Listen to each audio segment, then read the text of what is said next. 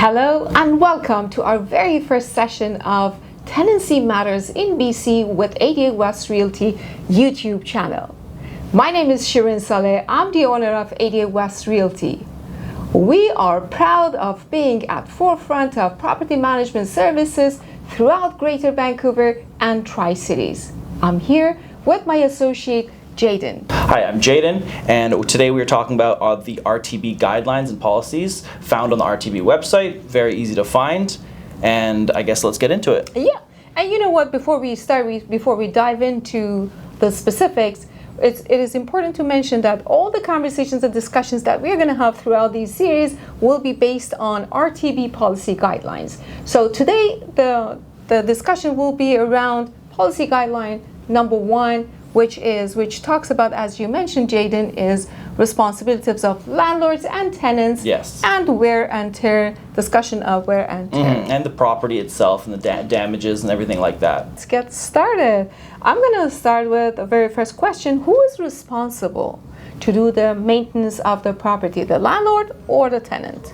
Generally speaking, the property maintenance falls under both the landlord and the tenant. The landlord's responsible for big things such as major appliances, the outsides of windows. The tenant's responsible for basically everything else, including the walls, the floor, making sure things are clean. The landlord's main responsibility is providing a unit that is livable and in livable condition. Correct. Now, my next question actually is quite related to what you just mentioned. So sometimes the tenants and landlords, they debate that this is part of the wear and tear, typical normal wear and tear. No tenant doesn't want to repair. What is the definition of wear and tear?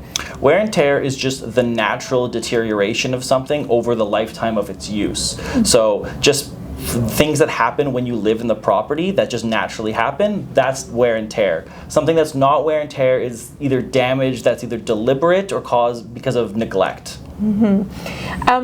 So there is actually a table of, and last night we were discussing this, a table of items, major items in a property, which gives the exact lifetime of each item, each part. So basically, if there is a debate or if there is an disagreement between whose responsibility is that, so people can refer to that table, which is policy guideline number 40. Am I correct? Yes, that list is basically, generally speaking, there are other situations that can affect that, but for the most part, that list is what you want to follow.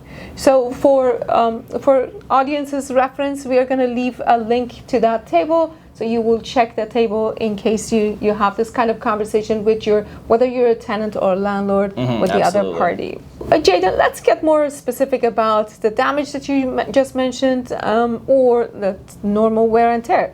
As an example, we had a tenant who was living in a unit for a condo.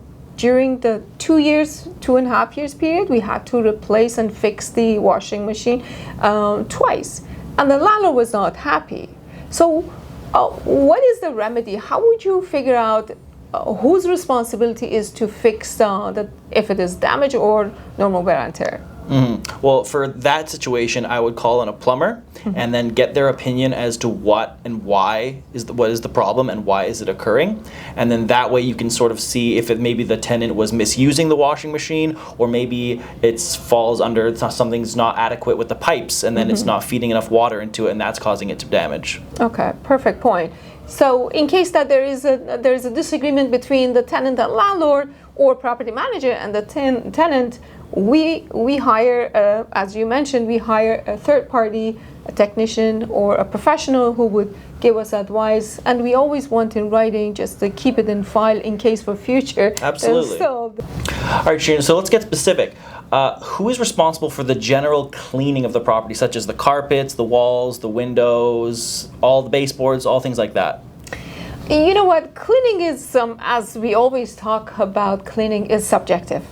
So sometimes we look at the property, we think that it's very clean, but then a tenant comes and says, no, this is not clean, it has to be redone. So in general, after we do the moving inspection, once the tenant moves in, tenant is responsible to take care of the cleaning inside, as you mentioned briefly about inside the property. So outside, like say windows, the windows inside the property should be cleaned by the tenant, but then landlord is responsible to make sure that the property is properly and professionally cleaned in and out.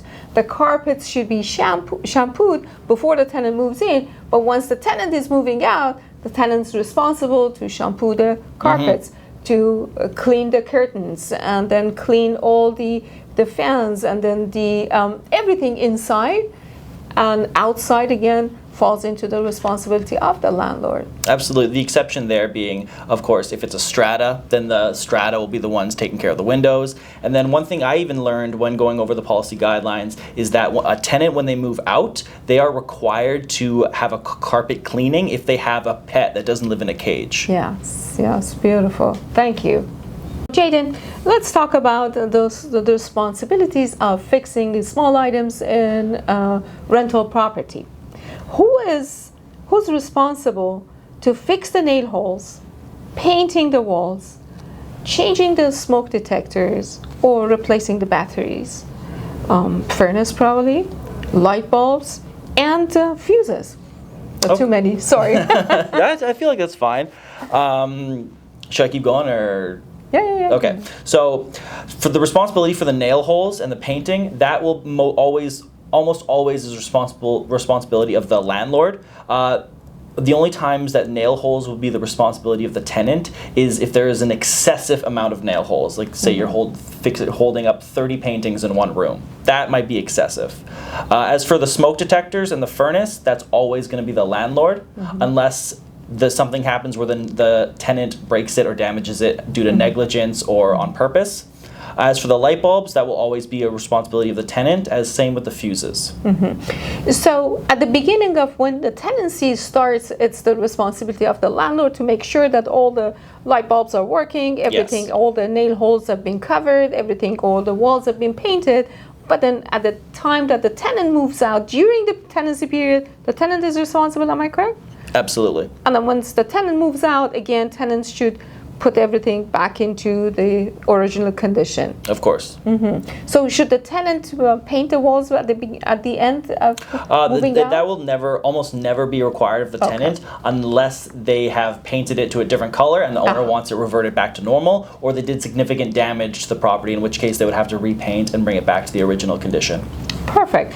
Now, it's a nice segue to changing the color of the walls, changing the locks. Is the tenant allowed to do major changes, remodel them, remove the walls, or those kind of stuff? Is the tenant allowed to do The so? tenant is allowed to if they bring the condition of the property back to when they first received it. If they, other than that, they can get written consent from the owner, and then they can make all the changes they want as long as the owner is okay with it and those specific changes. And if they don't get consent from the owner, then they have to bring it all back to when they first moved into the same condition. Amazing. Okay, beautiful. Now, my next question, Jaeden, is what happens if repairs are needed and the tenant keeps asking the property manager or the landlord, but nothing is done? What is the solution? What is the remedy for tenant? Well, obviously certain repairs are absolutely up to the landlord to make, but if the landlord is refusing to make certain repairs, the best idea for the tenant is to go to the RTB and file just to get some of these issues resolved. Never stop paying your rent because of this. Always continue to pay your rent and then reach out to the RTB to see if you can get the issue resolved. All right, and then one of our last questions, Shirin, what about shared utility services? Well, since shared accommodation has become very typical and usual, and especially when it is we're renting out a house, top floor, lower floor, or a couple of families are living using the same space. So there's always a dispute, the number, based on the number of occupants, based on the size of the properties. And then so sometimes tenants say that, oh, I'm always at work, I'm never home, but then somebody else, the top floor, is always at home. I would say that right at the beginning of tenancy agreement, signing the tenancy agreement, clarify who is paying what portion of the utilities, for the electricity, for gas, for internet if it is shared, for water, and then for other utilities, and also for maintenance, for gardening, for example, snow removal, for example. So we have to clarify. This is extremely important to have Absolutely. clear understanding of every party involved and put it in writing, because people tend to forget. Yep. Jaeden, it was a great discussion talking about whose responsibilities are to take care of wear and tear or damages to the property. And then also we talked about cleaning, we talked about minor repairs of the properties, and then if a landlord does not want to fix anything, what is the remedy? And we mentioned utilities as well. Of course. And of course, if you guys have any questions, please leave a comment down below, and then like and subscribe, and have a great day. And stay tuned for our next episode.